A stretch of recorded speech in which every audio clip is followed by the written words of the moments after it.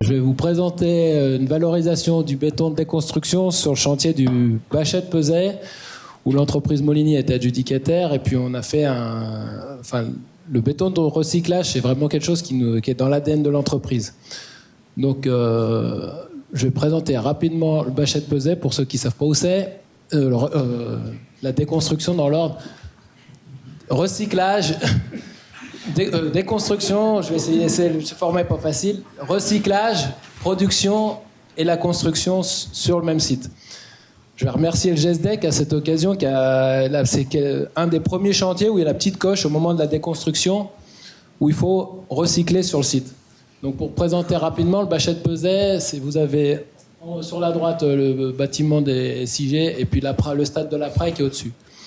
C'est un gros projet où, dans un milieu très très urbain, on a cette chance. C'est un immeuble de 7 étages avec plus de 200 logements. Donc c'est quand même un ouvrage d'ampleur sur Genève à construire. Et dans cet espace-là, c'est quand même très très compliqué d'aller refaire du recyclage. Mais on va trouver la place. Je vous montre juste après. Donc la particularité du chantier, donc j'ai dit un grand immeuble de 7 cages d'escalier, de 9 étages.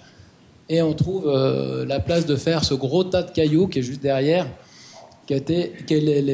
Pour ceux qui connaissaient le projet, il y avait 4 petits immeubles de 2 étages qui ont été déconstruits et qu'une fois broyés, on se retrouve avec ce gros tas de cailloux.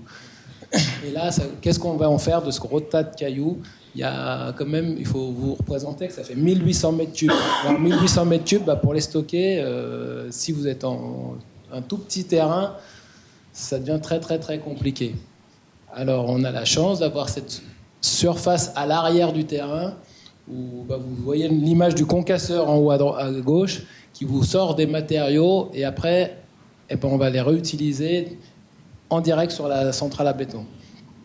Donc première chose sur recyclage, c'est un travail d'échange entre entreprises parce que c'est pas nous il y avait une entreprise de démolition juste avant nous qui s'est amusée à faire un 0,22 selon nos critères.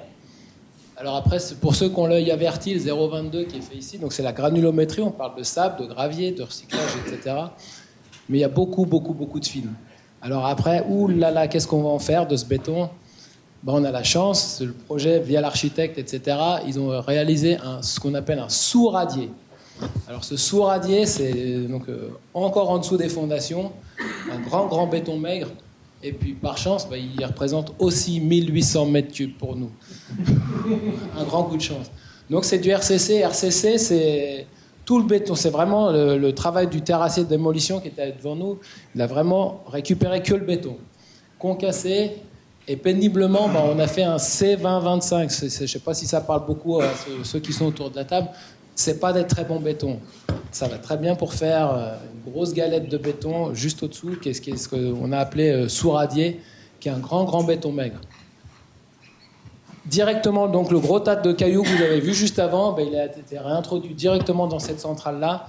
Et après, c'est compliqué et on s'est amusé à faire uniquement le béton de sous-radier en première phase pour faire cette grande espace, surtout pas mélanger dans des bétons de construction qu'on aurait pu voir après.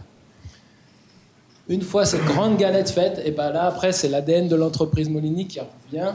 Donc on a vidé le tas complet, et puis après on a cet échange aussi avec d'autres acteurs de la construction, qui est une des gravières la plus proche, où les acteurs des démolitions emmènent du recyclé, et puis on fait du béton traditionnel.